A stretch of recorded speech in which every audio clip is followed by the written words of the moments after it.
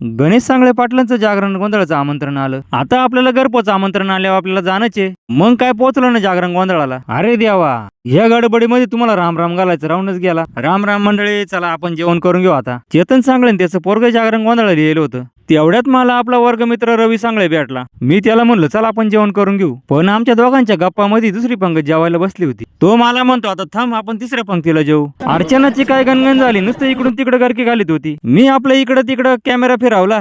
जागरण गोंधळाला कोण कोण आलंय म्हणलं पाहू आपण. मला संपत भाऊ सांगळे दिसले पण तेवढ्यात गायब झाले. उत्तम भाऊ पाबळचं जेवण जोरात चालू होतं. मी इकडे तुमच्याशी बोलायच्या नादी लागलो, तिकडे मला रवीने आवाज दिला अरे जेवायला चाल. लगेच पटकन पळत गेलो, पंक्तीला जेवायला बसलो. दुसऱ्या दिवशी TS डिगोळे विद्यालय नायगाव या शाळेमध्ये आनंद मेळावा भरला होता. मी जेव्हा या शाळेच्या आवारामध्ये गेलो, पाणीपुरीचा स्टॉल लावला होता. तेवढ्यात माझी नजर झाडाच्या सावलीखाली बसेल पोरींकडे गेली. इकडे समोर हे पोरग आलं, मला म्हणे काका भाजी घ्या ना. इकडे या झाडाखाली हे पोरं ग्रुपनी बसलो, त्यांचं काय चाललं होतं काय माहिती. इकडे या पोरींनी भाजीपाल्याचे स्टॉल लावले होते. कोण कांदापात विकत होतं, कोण मेथीची भाजी. एका पोरीने तर चिंच आणल्या होत्या विकायला. इथल्या या स्टॉलवर एवढी गर्दी झाली होती, म्हणलं नेमकं काय भानगड इथं. यांनी मस्तपैकी थंडगार ज्यूस बनवलं होतं. इकडं माझ्या पोरीने इडलीचा स्टॉल लावला होता. तिने एक छोटासा बोर्ड बनवला, राजराजेश्वरी इडली स्टॉल.